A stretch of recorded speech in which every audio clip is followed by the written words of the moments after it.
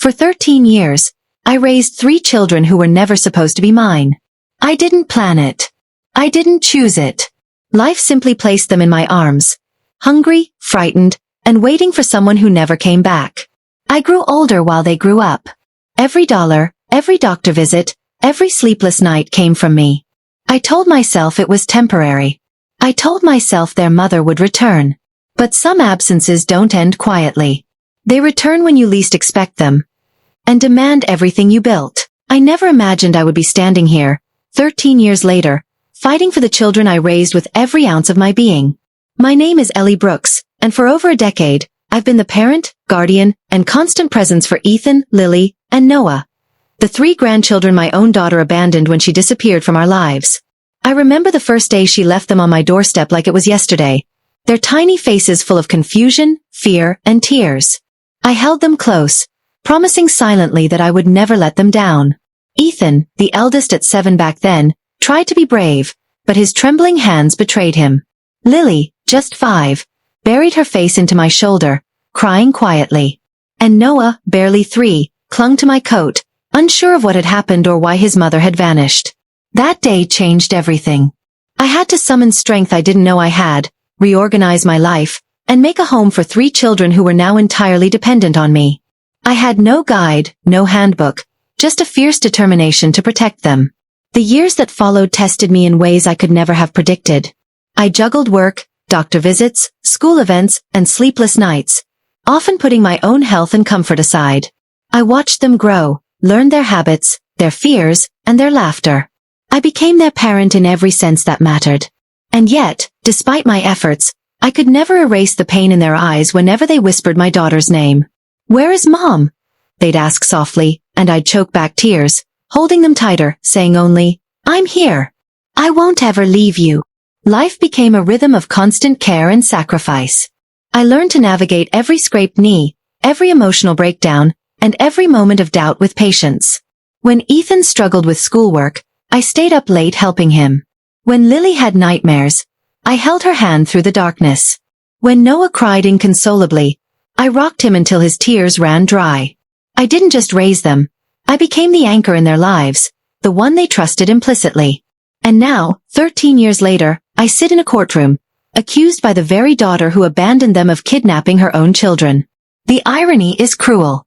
I've devoted my life to these kids, given up sleep, financial stability, and even personal peace, all to make sure they grew up safe and loved. And now I have to prove to strangers that the love, sweat, and sacrifices I poured into their lives make me the true parent. I glance at Ethan, now 20, Lily, 18, and Noah, 16. They sit close, their hands brushing mine, offering silent support. They've been my children in every sense for longer than most parents raise theirs. And still, the courtroom is filled with strangers who see only the paperwork, not the midnight tears, the birthday parties I planned, or the countless nights I stayed awake praying they'd be okay. The hearing begins, and I steel myself. I recount every memory in my mind, every quiet act of love and care, hoping that it will translate to understanding in the eyes of the judge. This is not just about legal guardianship. It is about protecting the children from someone who left them behind for more than a decade and now returns with motives I cannot trust. The first witness is called, a child psychologist who has worked with Ethan, Lily, and Noah. I listen as she describes their emotional stability, their resilience, and the deep attachment they have to me. Her words echo the truth I've known for years, yet hearing them spoken aloud in this formal setting carries a weight I cannot describe. It is my life, my sacrifices, my love, finally acknowledged by someone outside my own heart. Then comes a series of documents, letters, and photographs, proof of everything I've done. Birthday parties, school events, quiet nights of homework, and moments of comfort in tears.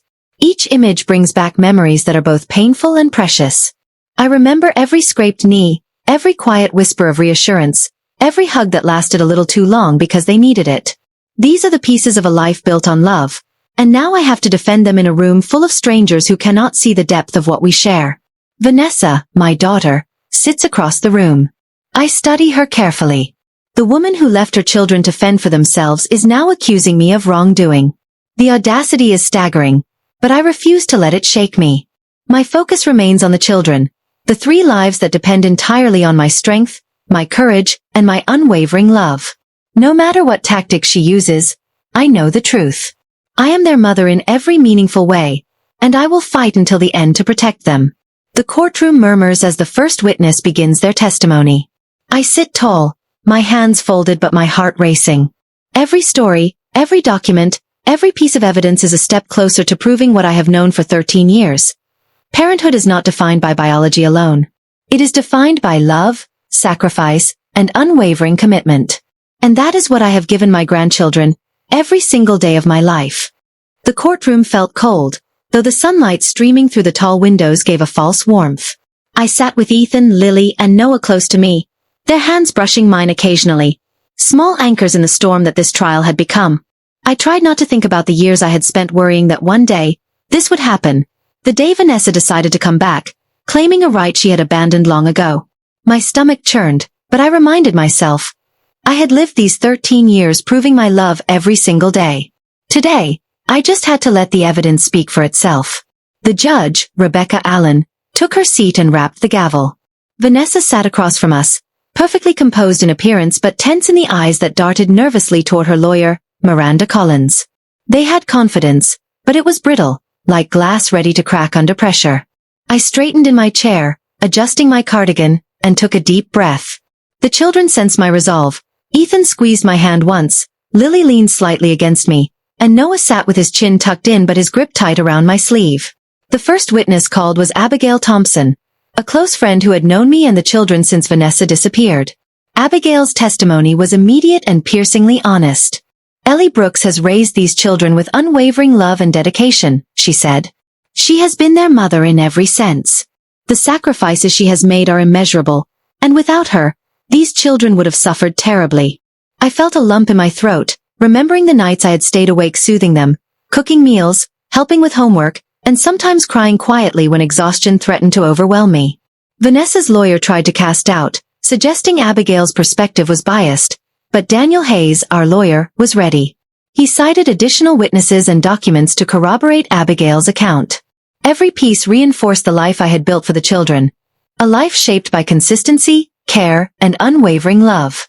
I looked at Ethan, now a young man of 20, and saw the same trust in his eyes that had existed when he was 7. Lily, at 18, had a quiet confidence that mirrored the support I had given her. And Noah, 16, was still the sweet, tender boy who had clung to me the first night he arrived. They were living proof of everything I had done. I remembered Ethan's first day at high school, how nervous he had been, and how I had held his hand and whispered reassurances until he felt brave enough to enter the classroom.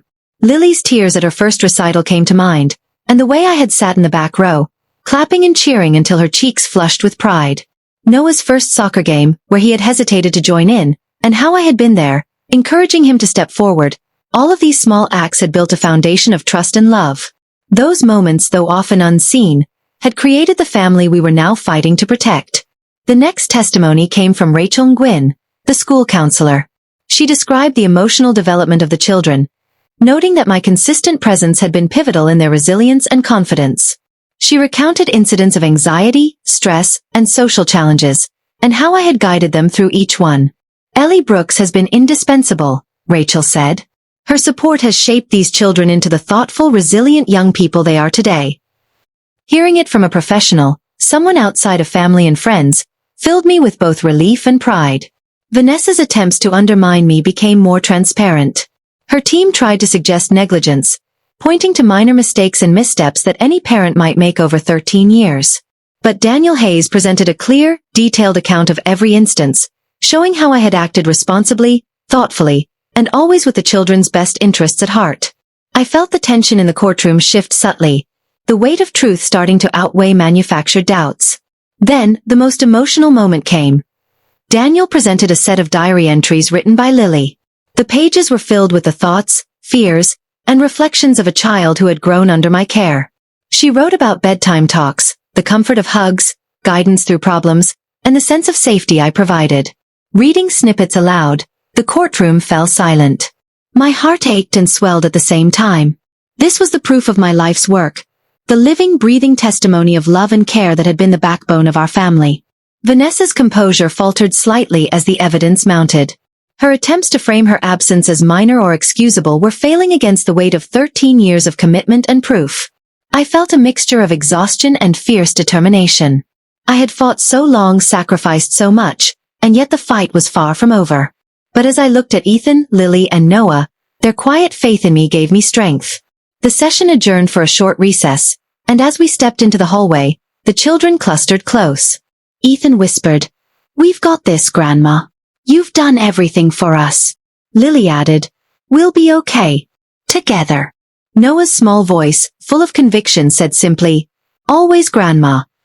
I hugged them, feeling the weight of responsibility and love intertwine. 13 years of sleepless nights, worries, and sacrifices had led to this moment. When we returned to the courtroom, I felt the resolve within me deepen. Vanessa had more tricks, more witnesses, and more arguments, but the truth, the love and sacrifices that had defined my life, was undeniable. No matter what came next, I was ready. I had raised these children. I had nurtured them. I had loved them. And I would continue to do so, no matter the obstacles thrown in our path.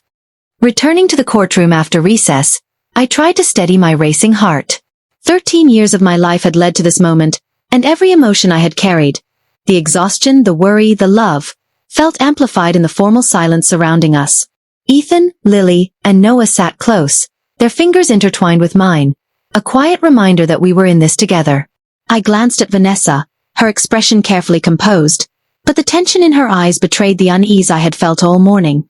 The next witness was Marissa Bennett, a former social worker who had first visited the children shortly after Vanessa vanished. She recounted the state in which they had been left, anxious, neglected, and uncertain about their world. I felt a familiar pang of sorrow as she described the fear in their eyes, the hunger for guidance, and the emotional void I had promised to fill. Ellie Brooks immediately provided stability and care, Marissa testified. She rebuilt their lives and ensured they grew in a safe and nurturing environment. Every word she spoke validated the countless sleepless nights, the tears I had held back, and the sacrifices I had made. Vanessa's lawyer tried to challenge Marissa's testimony, suggesting that the situation had been overstated or misrepresented. Daniel Hayes was ready, presenting case files, photographs, and letters proving the neglect that had occurred before I stepped in. The documentation was meticulous, each page a record of the care, planning, and devotion I had poured into raising these children. I took a deep breath, feeling the weight of truth pressing against every false claim, steadying my resolve. Then came a surprise twist. Daniel presented a series of letters Vanessa had written to distant relatives over the years, which revealed her awareness of the children's inheritance and suggested that her return had more to do with financial gain than concern for them. I felt a cold surge of anger at the audacity, but I forced myself to remain calm, knowing that my focus had to remain on the children and the truth. Every sacrifice, every moment of devotion, would speak louder than her selfish motives. Next, photographs of the children over the past decade were introduced as evidence. Birthdays, school performances, family gatherings. Each image showed the continuity of love and guidance I had provided. Ethan, smiling at a graduation, Lily, clinging to me during a stormy night, Noah, laughing during a family picnic. All of it was tangible proof that I had been the constant presence in their lives. The courtroom murmured softly, the contrast between my years of care and Vanessa's absence impossible to ignore. A former teacher, Cynthia Lang, was called to testify. She recalled incidents when Vanessa had been contacted regarding the children's welfare and had failed to respond. Each time, I had stepped in, ensuring their safety, education, and emotional support. Ellie Brooks acted decisively and compassionately, Cynthia said. Her dedication has been unwavering. I felt a swell of pride mixed with exhaustion. It was validating to hear the outside world recognize the quiet heroism I had performed every single day. Vanessa attempted to bring up minor grievances, pointing to small mistakes over the years, but Daniel countered meticulously, showing consistent, thoughtful, and loving care in every documented instance. Financial transparency, school involvement, medical records, all confirmed that the children's well-being had been my sole priority. My sacrifices, unseen by many, were now undeniable in the formal light of scrutiny. I looked at Ethan, Lily, and Noah. Their quiet presence reinforced the bond we shared, a bond built through countless nights of comfort, patience, and unconditional love. Each twist, each piece of testimony, strengthened the narrative of a life lived entirely for them. I reminded myself that no matter what Vanessa presented, the truth of my devotion could not be erased. As the court adjourned briefly, I pulled the children close in the hallway. Ethan whispered, "We're with you, Grandma. Always." Lily added softly, "We trust you. We're okay because of you." Noah's small, firm voice said, "Never leave us." I hugged them, feeling the years of sacrifice, worry, and love settle around me. A protective shield stronger than any legal argument. Walking back into the courtroom, I felt ready for whatever came next. Vanessa's strategy was not finished, and there would be more witnesses, more attempts to manipulate the facts. But I had 13 years of unwavering love, sacrifice, and commitment on my side. I had raised these children. I had nurtured them. I had loved them. And no courtroom, no claim, and no absence of biology could ever take that away. Returning to the courtroom after the short recess, I felt the weight of anticipation pressing down on me like never before. 13 years of my life had been dedicated entirely to Ethan, Lily, and Noah, and now every moment, every act of love and care was being scrutinized in front of strangers. I held their hands gently in mine, feeling their silent support, a reassuring grip that reminded me why I had fought so hard for them. Ethan's steady presence, Lily's quiet determination, and Noah's trust-filled eyes gave me strength I could not have summoned alone. I reminded myself that no matter what came next, our bond was unbreakable. Judge Rebecca Allen rapped the gavel, signaling the continuation of the hearing. Vanessa Reed sat across the room, composed in appearance but with a subtle tension in her posture that betrayed her uncertainty. I studied her closely. She had left her children in my care for 13 long years, disappearing into her own life, yet now she returned with a bold claim, attempting to undo everything I had built. The audacity of her action made my chest tighten, but I refused to show fear. My focus remained entirely on the children, whose lives and emotional well-being were at stake. The first witness called for the morning session was Dr. Marcus Williams, a child psychologist who had worked closely with the three over the years. He began by describing the emotional stability, resilience, and growth of Ethan, Lily, and Noah. These children have thrived under consistent, loving care, Dr. Williams testified. Ellie Brooks has been the central figure in their lives, providing guidance, comfort, and structure. Her role in their development is irreplaceable. As I listened, memories of late nights comforting frightened children and long afternoons helping with homework flooded my mind. Every act of care I had performed over the years was now validated in the words of a professional, yet hearing it aloud still sent a shiver through me. Vanessa's attorney attempted to undermine the testimony, suggesting that biological ties should carry more weight than caregiving. Daniel Hayes responded calmly but forcefully, presenting case studies, psychological evaluations, and precedent showing that stability, love, and consistency are recognized as the most critical factors in a child's well-being. The argument was compelling, and I could see the subtle shift in the courtroom as the weight of evidence began tipping in our favor. As the testimony continued, my mind wandered briefly to the early days. Ethan, then 7, had struggled with confidence after being abandoned, and I had spent countless hours building his courage and self-esteem. Lily, at 5, had cried herself to sleep for months, missing the mother who had vanished, and I had held her tightly, whispering assurances she might not have believed at first. Noah, barely 3, had no words to express his confusion or fear, and I had rocked him patiently until he trusted that he was safe. Each memory, each small triumph, reminded me why I could never give up, no matter how insurmountable the courtroom battle seemed. Then came a pivotal twist. Daniel Hayes presented a collection of diary entries and notes the children had kept over the years. Ethan's entries described moments when I had guided him through challenges.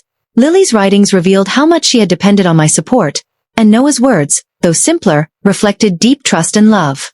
The courtroom fell silent as snippets were read aloud. The authenticity in their words, the raw emotions and reflections on trust and care, pierced the formal atmosphere of the court.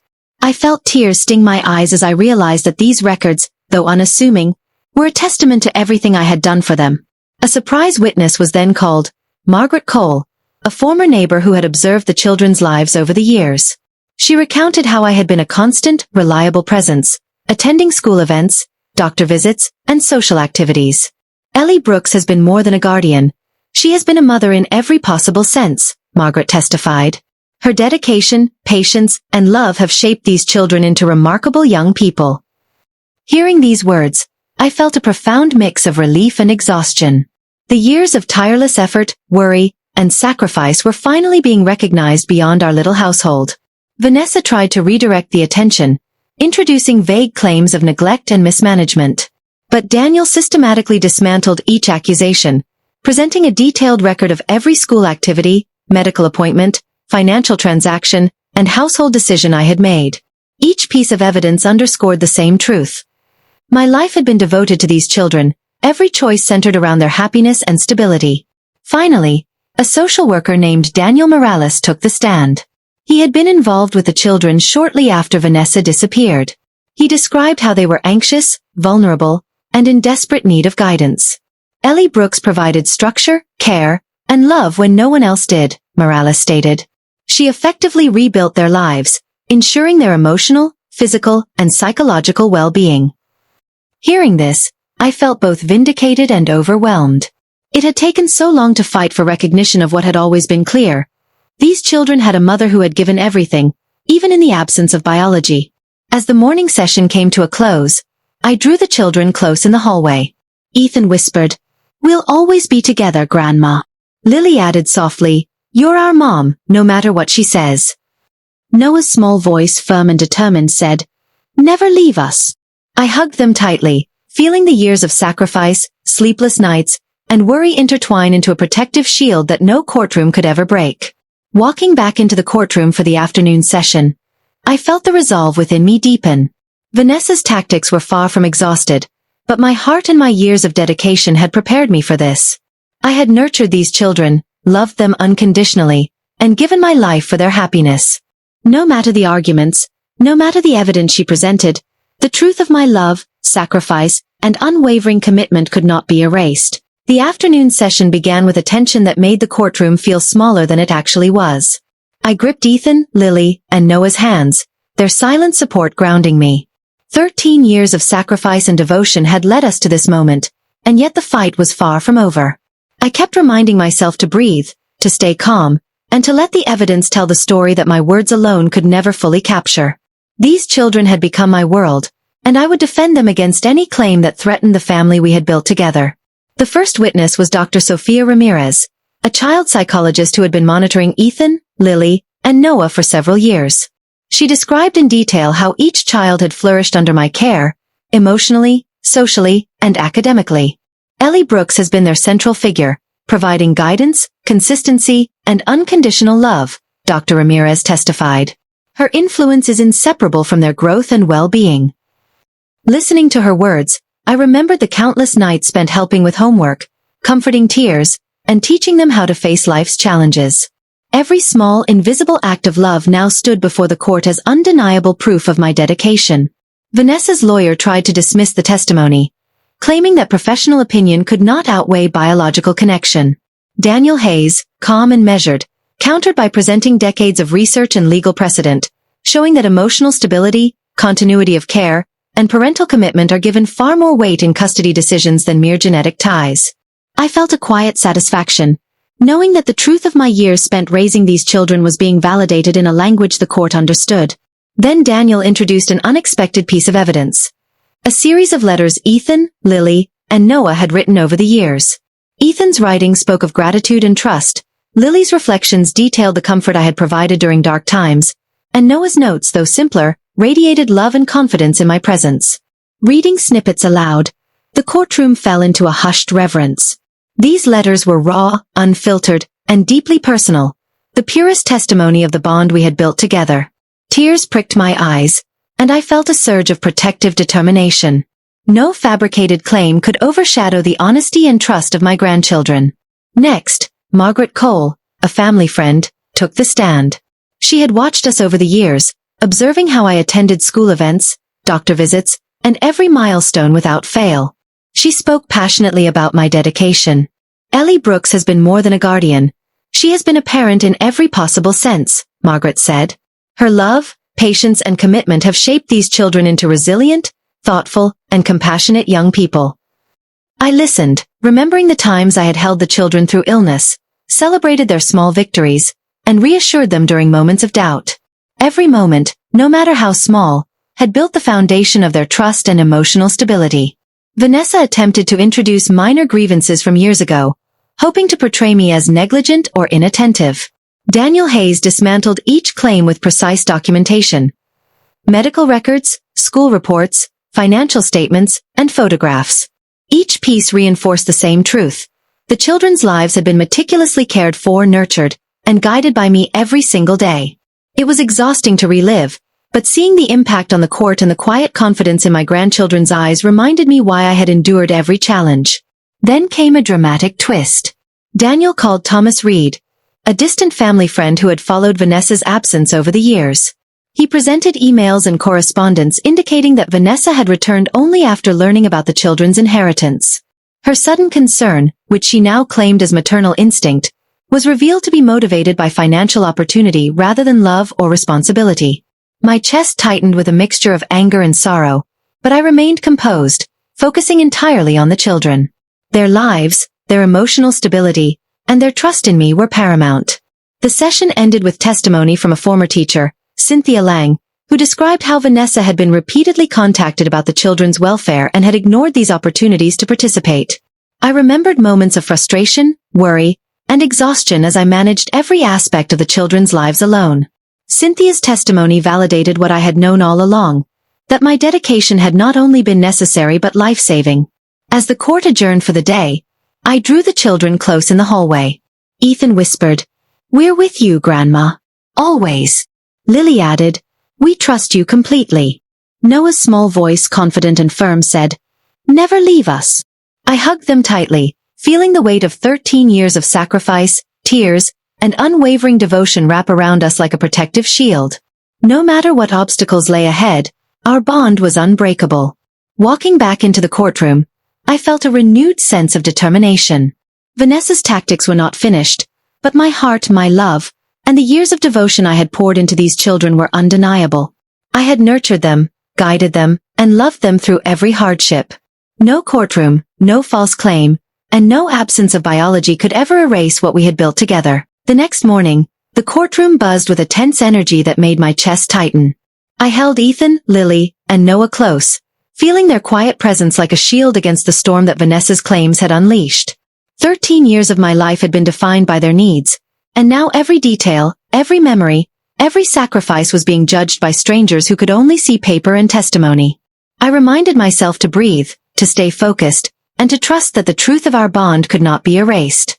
Judge Rebecca Allen entered, and the gavel struck sharply, signaling the start of proceedings. Vanessa sat across the room, her expression carefully composed, but I noticed the subtle tension in her jaw and the way her fingers drummed nervously on the table. 13 years of absence could not be undone with a well-rehearsed courtroom performance, and I silently hoped the judge would see through the facade. I squeezed the children's hands once more, silently promising them that I would not let their past suffering be used against them now. The first witness was Dr. Hannah Collins, a renowned child psychologist who had been working with Ethan, Lily, and Noah over the past several years. She detailed their emotional growth, social development, and resilience, all of which she attributed directly to my consistent presence and care. Ellie Brooks has provided these children with stability, love, and guidance, Dr. Collins explained. Her influence is the cornerstone of their well-being. Without her, their emotional development would have been severely compromised. I felt my heart tighten with both pride and sorrow, remembering the countless nights I had stayed awake, worried for them, guiding them through fear and uncertainty. Vanessa's lawyer attempted to undermine the testimony, claiming that professional opinions could not replace biological connections.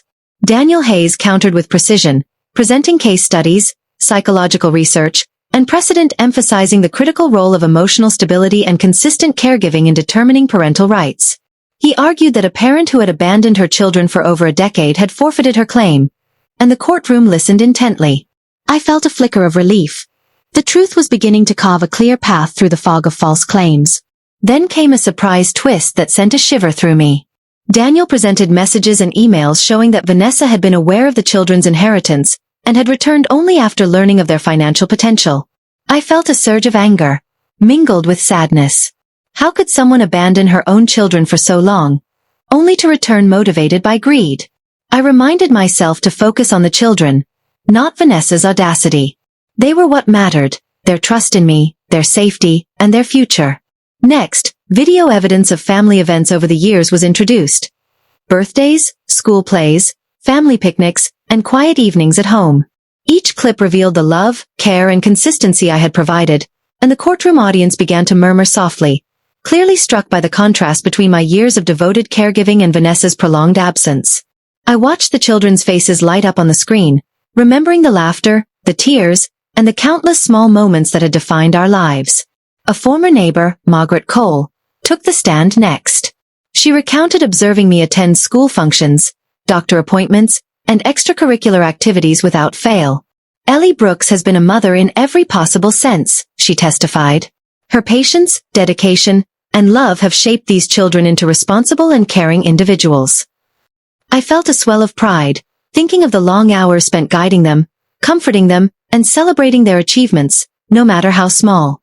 Vanessa tried to counter with minor accusations, attempting to frame my devotion as insufficient or flawed. Daniel Hayes dismantled each argument meticulously, presenting detailed records of medical care, school involvement, and household management. Every piece of evidence reinforced the same undeniable truth. I had been the children's parent in every way that mattered. Finally, a former social worker named Daniel Morales shared his experience from the early days. He described the state in which the children had been left when Vanessa disappeared. Anxious, neglected, and vulnerable. Ellie Brooks provided structure, guidance, and unconditional love, Morales stated. She effectively rebuilt their lives and created a nurturing environment that allowed them to thrive. Listening, I felt both validation and exhaustion. 13 years of unseen labor now recognized in a formal, undeniable way. As the session concluded, I pulled the children close in the hallway. Ethan whispered, "We're with you, Grandma, always." Lily added, "You're our mom in every way that matters." Noah's small voice said, "Never leave us." I hugged them tightly, feeling the weight of years of sacrifice and love intertwine into a shield that no courtroom could ever penetrate. Our bond was unbreakable, forged through trials, tears, and unwavering devotion. Walking back into the courtroom, I steeled myself for whatever came next. Vanessa's attempts to manipulate the truth were far from over, but my heart, my love, and 13 years of devotion would stand firm. I had raised these children, loved them, and guided them through every hardship. Nothing could take that away. The courtroom was quiet as we returned from the lunch break, the air heavy with anticipation. I held Ethan, Lily, and Noah close, their small hands brushing mine, their silent support a grounding force amidst the storm of accusations. 13 years of my life had been devoted entirely to them, and now every detail, every sleepless night, every tear, every act of care, was under scrutiny. My heart pounded, but I reminded myself that the truth of our bond could not be hidden. Judge Rebecca Allen entered and rapped the gavel, bringing the session to order. Vanessa sat across from us, carefully composed, but her eyes betrayed unease, flicking repeatedly toward her lawyer, Miranda Collins. 13 years of absence had not been erased by a polished courtroom presence. I tightened my grip on the children's hands, silently vowing that no claim, no false narrative, could disrupt the family I had built with my own love and sacrifice. The next witness was Dr. Julia Harper, a child psychologist who had been consulting with Ethan, Lily, and Noah over the past several years. She spoke in detail about the children's emotional and social development, attributing their resilience, confidence, and maturity to my consistent care. Ellie Brooks has been a central figure in these children's lives, Dr. Harper testified. Her unwavering presence, guidance, and love have been crucial to their growth and stability. I felt a lump in my throat as I recalled long nights soothing fears, guiding homework struggles, and celebrating small victories that had often gone unnoticed by anyone else. Vanessa's lawyer attempted to diminish the testimony, insisting that biological ties outweighed caregiving, but Daniel Hayes countered with precision. He presented studies, court precedents, and psychological analyses that emphasized the paramount importance of consistent, loving care over genetic connection. I felt a surge of relief as the weight of truth began to outweigh manufactured doubt. Then came a surprising twist. Daniel presented journal entries and letters from the children, revealing their honest thoughts and feelings. Ethan's words spoke of gratitude and guidance, Lily's writings expressed trust and reassurance, and Noah's simple, heartfelt notes radiated confidence and love. The courtroom fell silent as snippets were read aloud. Their voices, though written in private, became undeniable proof of the bond we shared. A bond built over years of unwavering care and devotion. A former neighbor, Margaret Cole, was called to testify next. She had observed our family over the years, noting how I consistently attended school events, doctor appointments, and social gatherings. Ellie Brooks has been a mother in every sense of the word, she stated. Her patience, love, and dedication have shaped these children into remarkable young people. Hearing this, I felt a mixture of pride and exhaustion. 13 years of devotion were being recognized, but the fight was not yet over. Vanessa attempted to introduce minor grievances, seeking to portray my caregiving as inadequate. Daniel countered each point meticulously, presenting detailed records of every school event, medical visit, and household decision I had managed. Every piece of evidence reinforced the same truth. I had been the children's parent in every meaningful way. Then came a shocking revelation. Thomas Reed, a family acquaintance, revealed evidence that Vanessa had returned only after learning about the children's inheritance. Emails and correspondence indicated that her sudden interest was financially motivated, not out of genuine concern. My chest tightened with a mixture of anger and sorrow, but I remained composed. My priority was the children, their emotional well-being, and protecting them from someone who had abandoned them once and might seek to do so again. As the session neared its end, a former teacher, Cynthia Lang, testified about Vanessa's repeated absences and failures to respond when contacted about the children's welfare. Each account reinforced the pattern of neglect and abandonment that had forced me to become their constant, dependable parent. I remembered every difficult day, every decision made in their best interest, every comforting embrace when the world seemed uncertain. When the court recessed, I gathered the children in the hallway. Ethan whispered, "We're with you, Grandma. Always." Lily added softly, "You're our mom in every way that matters." Noah's small, firm voice said, "Never leave us." I hugged them tightly, feeling the weight of 13 years of sacrifice, tears, and unwavering devotion. No courtroom argument, no false claim could ever undo the bond we had built. Walking back into the courtroom, I felt my resolve harden. Vanessa's strategies were not exhausted, but I had 13 years of love, sacrifice, and care on my side. I had raised these children, nurtured them, and loved them unconditionally. No obstacle could change that, and no court could erase the life we had built together. The courtroom felt heavier than ever as we returned after the lunch break. I could feel the tension seeping into every corner, a pressure that made my chest tighten and my palms sweat. 13 years of my life had been dedicated entirely to Ethan, Lily, and Noah, and now every memory, every sacrifice, every quiet act of love was being dissected in front of strangers. I gripped their hands tightly, feeling their small, steady presence grounding me. Ethan's calm strength, Lily's quiet determination, and Noah's trust-filled eyes reminded me why I could never falter. This fight wasn't just for me. It was for them, for every smile I had nurtured and every tear I had wiped away. Judge Rebecca Allen rapped the gavel, calling the court to order. Vanessa sat across the room, her face carefully composed, but her eyes betrayed a flicker of uncertainty. 13 years of abandonment could not be erased with a polished facade and rehearsed words. I focused on the children, drawing strength from the bond we had built over years of shared struggles, quiet victories, and unspoken love. I reminded myself that the truth, when laid bare, was more powerful than any courtroom tactic she could employ. The first witness called was Dr. Kimberly Shaw, a child development specialist who had spent years observing Ethan, Lily, and Noah. She described their emotional growth, maturity, and resilience, attributing each aspect directly to my consistent presence and guidance. Ellie Brooks has been their primary caregiver and emotional anchor, Dr. Shaw stated. Her involvement in every facet of their lives has been indispensable to their well-being. I swallowed hard, memories flooding back. Ethan's first broken heart, Lily's tears after a bullying incident, and Noah's quiet anxiety during his early school years. I had been there for every scraped knee and whispered fear, sometimes holding back my own tears to be strong for them. Vanessa's lawyer tried to counter with the usual argument, that biology should carry more weight than caregiving. Daniel Hayes responded methodically, presenting case studies, research papers, and legal precedent emphasizing the critical importance of consistent, loving care in determining parental rights. I watched as the courtroom leaned in, absorbing the weight of the evidence, and I felt a quiet reassurance that the truth was finally being recognized. Then came a twist that made my stomach drop. Daniel presented a collection of emails, social media messages, and correspondence from Vanessa herself, revealing that she had returned only after learning about the children's inheritance. The evidence suggested that her sudden concern was motivated more by money than love. My chest tightened with a mixture of anger, disbelief, and sorrow. How could someone abandon her own children for over a decade and return only when there was personal gain involved? I forced myself to focus, taking a deep breath. My priority was the children, their safety, their emotional well-being, and their future. Next, Daniel introduced a series of photographs and home videos spanning the past 13 years. Birthdays, school plays, soccer games, piano recitals, and quiet family dinners were shown. Each image and clip a testament to the life I had built for them. Ethan smiling at his graduation, Lily laughing at a family picnic, Noah asleep in my arms after a long day. The love and consistency captured in those moments could not be fabricated or denied. I felt my throat tighten, remembering every sleepless night, every scraped knee I tended to, every whispered reassurance in the dark.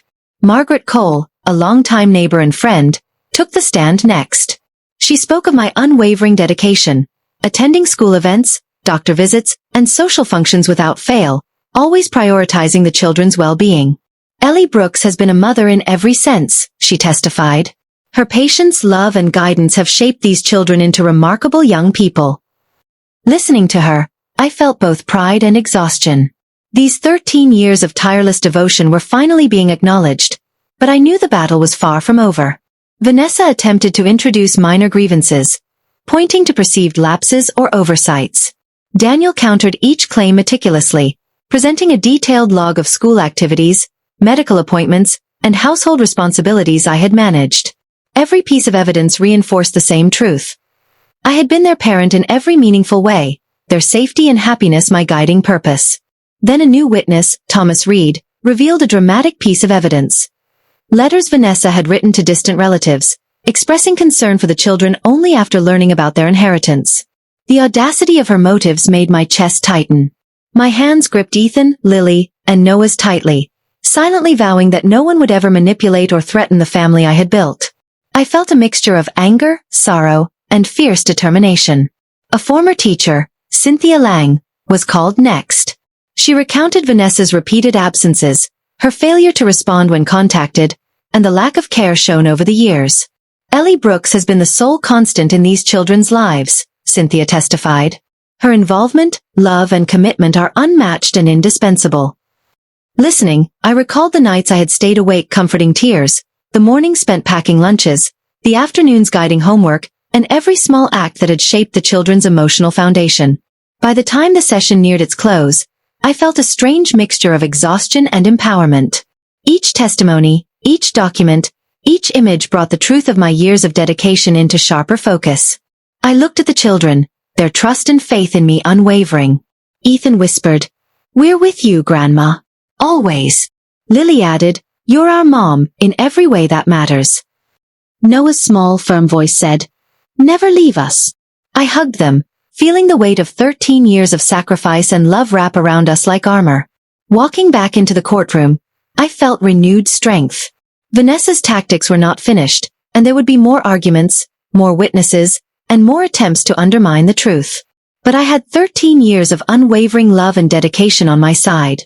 I had nurtured, guided, and loved these children through every hardship. No court, no claim, and no absence of biology could ever erase the life we had built together. The morning air in the courthouse felt tense, almost suffocating, as we returned for another day of testimony. I could feel the weight of expectation pressing down on me, heavier than ever. 13 years of my life had been devoted entirely to Ethan, Lily, and Noah, and every ounce of effort, every tear shed, every sleepless night, was now on display before strangers. I held the children's hands tightly, each small squeeze a reminder that we were in this together, and that our bond could not be questioned or broken. Ethan's calm reassurance, Lily's quiet confidence, and Noah's trusting gaze gave me courage I hadn't known I possessed until today. Judge Rebecca Allen entered promptly and rapped the gavel, calling the court to order. Vanessa Reed sat across the room, her posture carefully controlled, but her eyes darted nervously to her lawyer, Miranda Collins, betraying her tension. 13 years of abandonment could not be undone with a polished facade and rehearsed arguments. I focused solely on the children, drawing strength from our years together, from every bedtime story, every school project, every scraped knee I had tended to. This fight wasn't just about legal custody. It was about protecting the only family we had truly known. The first witness of the day was Dr. Lawrence Peters, a child psychologist who had spent years working with Ethan, Lily, and Noah. He detailed the emotional stability, resilience, and development of the children, attributing it entirely to my consistent presence and care. Ellie Brooks has been the anchor in these children's lives, Dr. Peters stated. Her unwavering love, guidance, and support have been pivotal in their emotional and psychological growth. I felt a lump in my throat as memories came rushing back. Ethan's first heartbreak, Lily's anxiety over a school presentation, Noah's quiet fears of the dark. I had been there for every moment, holding them, guiding them, and providing a sense of security that no biological connection could replace. Vanessa's attorney tried to diminish the testimony, insisting that genetic ties should carry more weight than caregiving. Daniel Hayes countered with poise and precision, presenting case studies, psychological research, and legal precedent emphasizing the importance of continuous, nurturing care over mere biological connection. The courtroom listened intently, and I felt a quiet reassurance knowing that the truth of 13 years of devotion was being recognized. Then came a twist that made my chest tighten. Daniel introduced a series of emails, text messages, and social media posts that revealed Vanessa's true motives. She had returned only after learning about the children's inheritance. Her claims of concern and maternal instinct were exposed as thinly veiled attempts to gain access to their finances. I felt a surge of anger and betrayal, but I focused on the children. Their well-being, their emotional stability, and their trust in me were paramount. Nothing could compromise the life we had built together. Next, Daniel presented a series of home videos and photographs spanning the past 13 years. Birthdays, school plays, soccer games, piano recitals, and quiet evenings at home. Each image and clip showcased the love, stability, and care I had provided. Ethan smiling at his graduation, Lily clinging to me after a disappointment, Noah laughing at a family picnic. All these moments illustrated a life devoted to nurturing and guiding them. Watching the footage, I remembered every sleepless night, every whispered reassurance, every small act that had reinforced their trust in me. Margaret Cole, our longtime neighbor, took the stand next. She recounted how I had attended every school function, doctor visit, and family milestone without fail.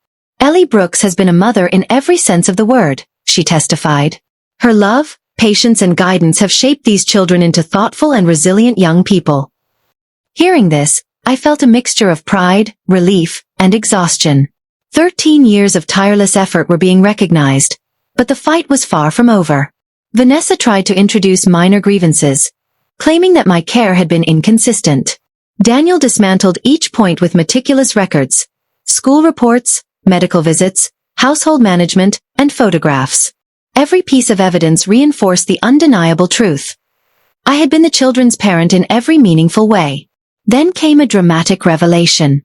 Thomas Reed, a distant family friend, testified about letters Vanessa had written to relatives over the years, showing concern for the children only after discovering their inheritance.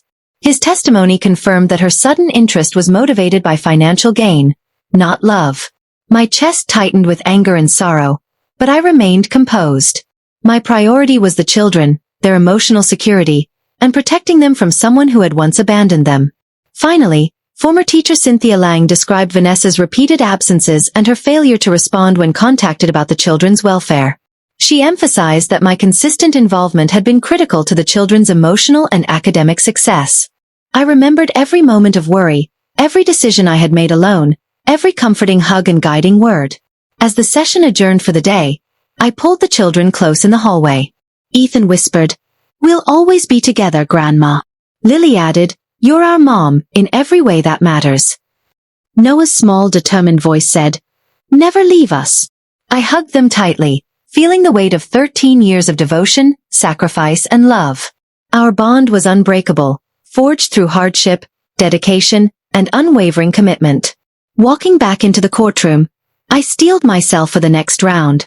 Vanessa's strategies were far from exhausted, but 13 years of love, patience, and nurturing had built a foundation that no court could shake. I had raised these children, loved them, and guided them through every hardship. Nothing could undo that. The courtroom was tense when we returned for the morning session. I felt every ounce of anticipation and worry pressed down on me like a physical weight.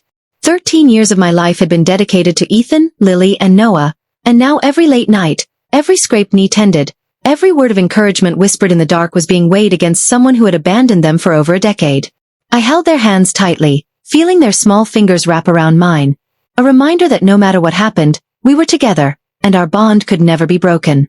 Judge Rebecca Allen rapped the gavel, bringing the court to order.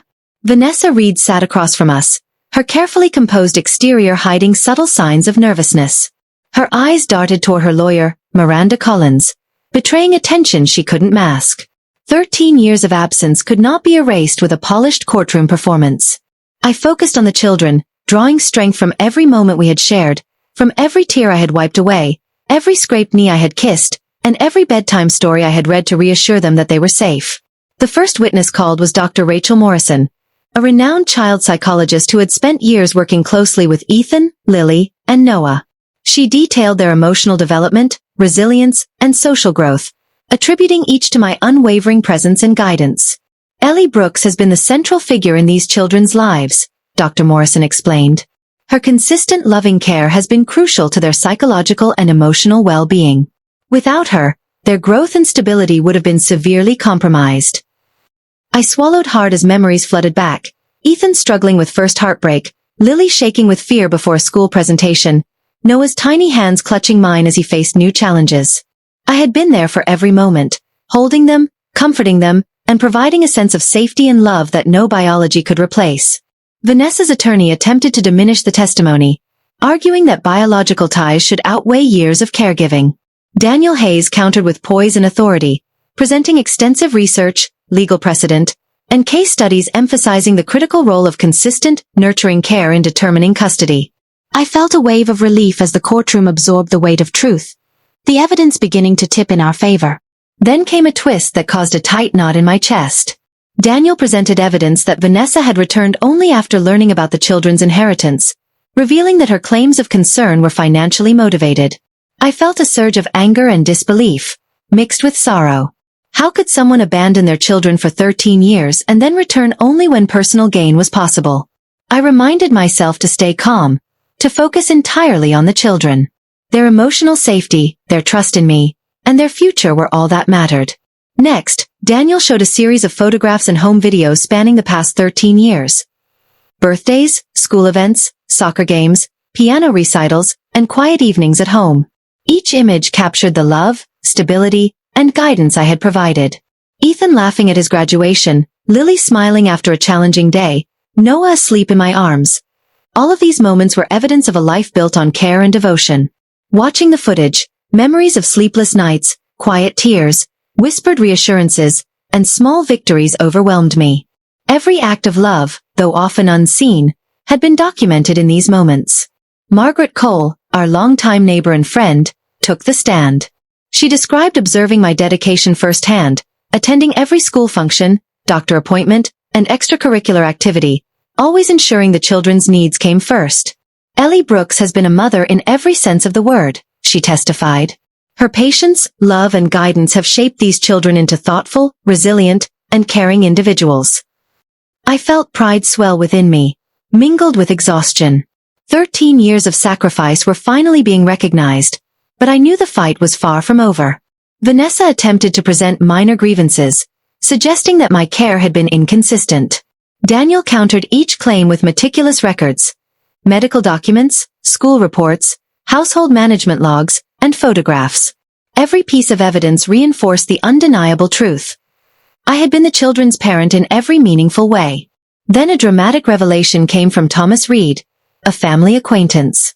He presented letters Vanessa had written to relatives over the years, showing concern for the children only after discovering their inheritance. This confirmed that her sudden interest was motivated by money, not love. My chest tightened with anger, but I forced myself to remain composed. My focus was the children, their trust, and ensuring that their lives remained undisturbed by someone who had once abandoned them. Next, former teacher Cynthia Lang testified about Vanessa's repeated absences and her failure to respond when contacted regarding the children's welfare. She emphasized that my consistent presence had been critical to the children's emotional, social, and academic development. I remembered every moment of worry, every decision made in their best interest, every comforting hug and whispered word of reassurance. These small actions, often invisible to the outside world, had become the foundation of their trust and security. By the time the session ended, I felt a mix of exhaustion, relief, and determination. Each testimony, document, and photograph brought the truth of my devotion into sharp focus. I looked at the children, their eyes full of trust and love, and felt a surge of protective determination. Ethan whispered, "We'll always be together, Grandma." Lily added softly, "You're our mom, in every way that matters." Noah's small, firm voice said, "Never leave us." I hugged them tightly, feeling the weight of 13 years of devotion, sacrifice, and love wrap around us like an impenetrable shield. Walking back into the courtroom, I braced myself for the next round. Vanessa's attempts to manipulate the truth were far from exhausted, but 13 years of unwavering love, care, and sacrifice had created a bond no court could ever sever. I had nurtured, guided, and loved these children through every hardship, and nothing could undo that. The courtroom felt heavier than ever that morning, as if the very air was pressing down on me. 13 years of my life, every moment spent nurturing, guiding, and protecting Ethan, Lily, and Noah, was now under the microscope. Each whisper of doubt, every accusation from Vanessa, threatened to unravel the life I had fought so hard to build. I held the children's hands tightly, feeling their small, warm grip ground me in the reality that no matter what the court said, we were a family forged in love, sacrifice, and unwavering trust. Judge Rebecca Allen entered promptly, rapping the gavel with authority. Vanessa sat across the courtroom, her composed exterior failing to mask the tension in her eyes. 13 years of absence could not be erased with rehearsed words or a polished appearance. I drew strength from the children, remembering the countless nights I had stayed awake comforting tears, reading bedtime stories, and soothing fears. Every moment we had shared was now my armor, a shield built from years of devotion that no legal maneuver could penetrate. The first witness called for the day was Dr. Benjamin Carter, a child psychologist who had worked closely with the children over several years. He detailed their emotional growth, resilience, and social development, attributing each aspect directly to my consistent, loving care. Ellie Brooks has provided these children with a stable, nurturing, and loving environment, Dr. Carter testified. Her involvement in every facet of their lives has been crucial to their emotional, psychological, and social well-being. Without her, their growth and security would have been at serious risk. I swallowed hard, the memories of Ethan's anxiety after moving schools, Lily's late-night tears over a broken friendship, and Noah's quiet fears returning vividly. I had been there for every moment, holding them, guiding them, and ensuring they felt safe and loved. Vanessa's attorney attempted to argue that biological connection should outweigh caregiving, but Daniel Hayes responded with precision and authority. He presented studies, legal precedents, and case histories emphasizing the paramount importance of consistent, nurturing care over mere genetic ties. The courtroom listened intently, and I felt a quiet reassurance.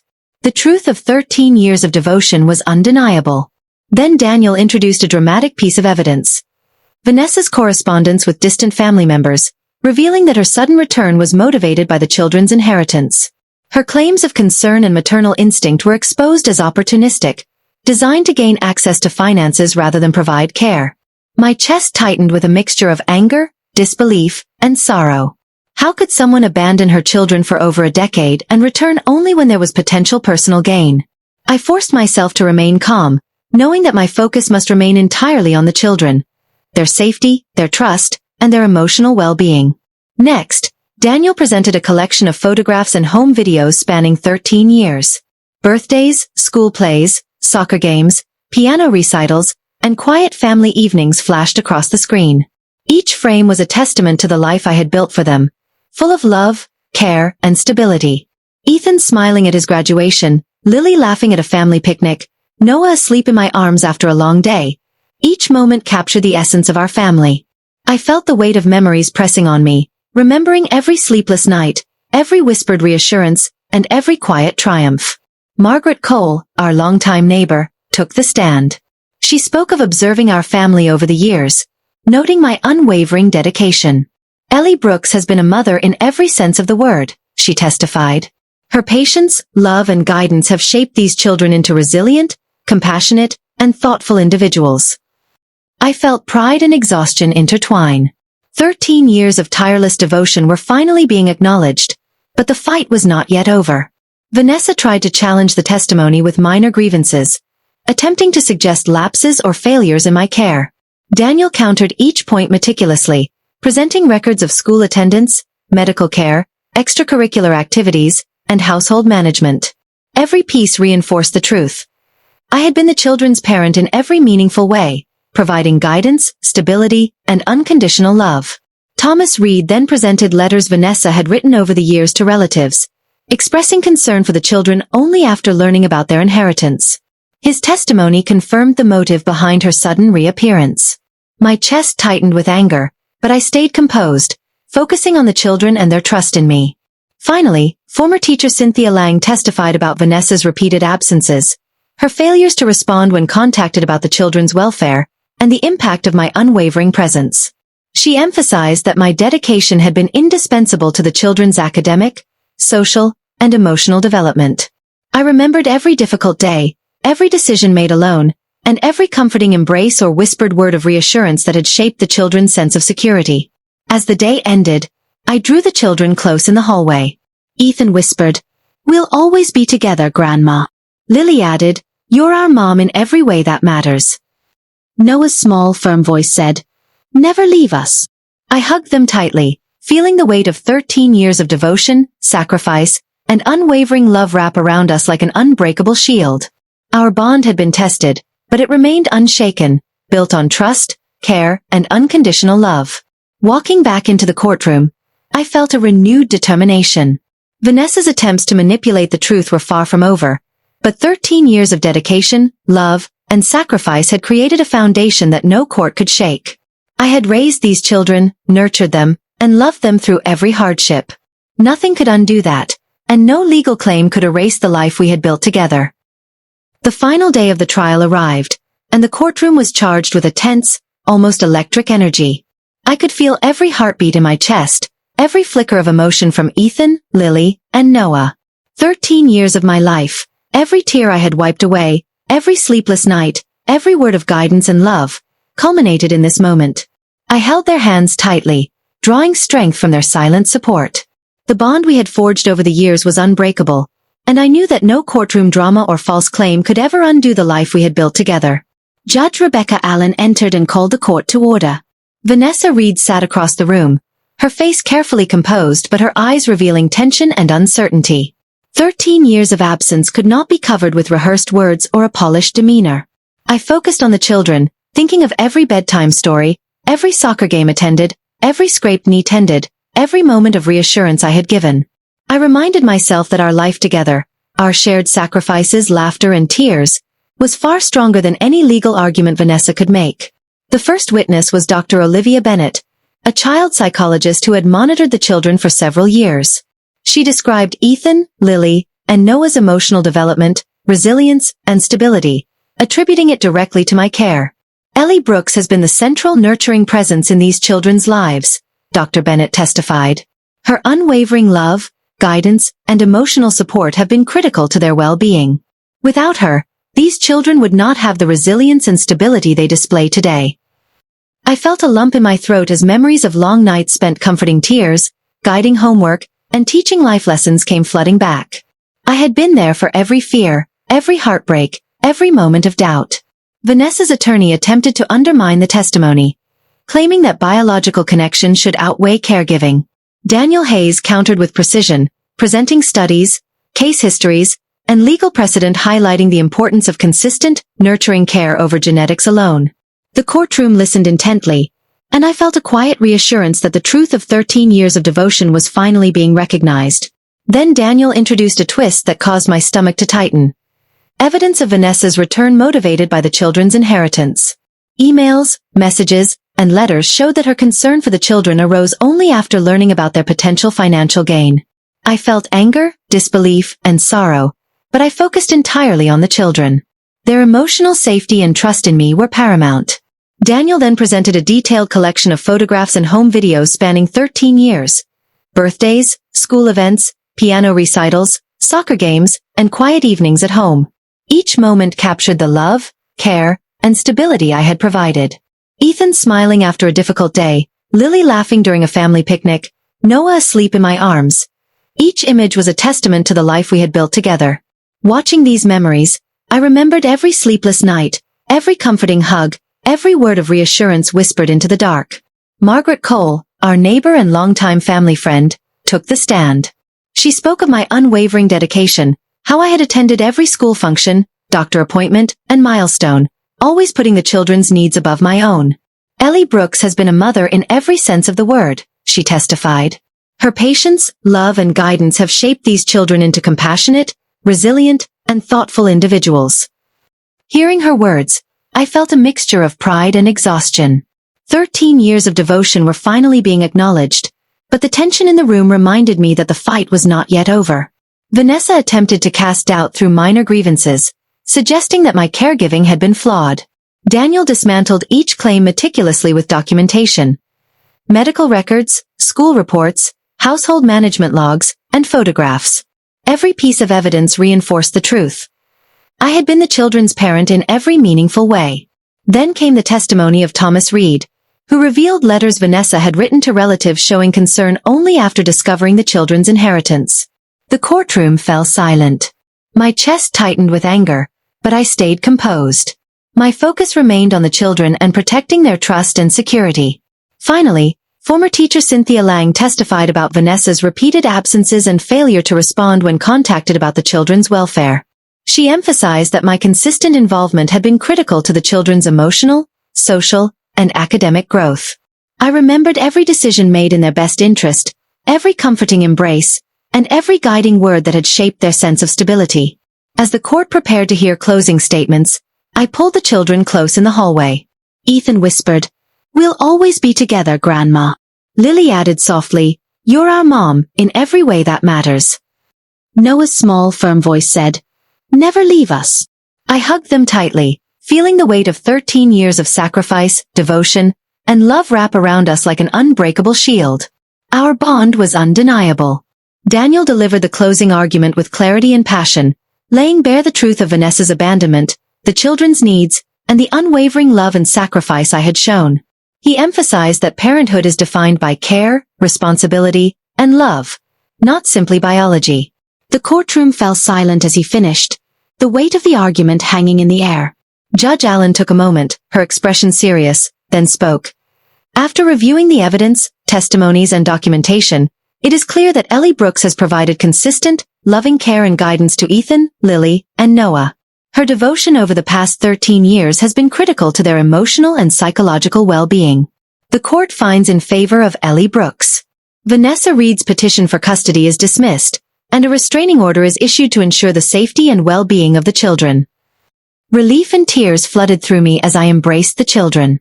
Ethan buried his face in my shoulder, Lily clung tightly, and Noah wrapped his arms around my waist. The years of struggle, fear, and sacrifice had culminated in this moment of validation and security. We were safe, together, and our family intact. Walking out of the courtroom, I held the children close, feeling the weight of the past 13 years, the battles fought, and the love that had endured.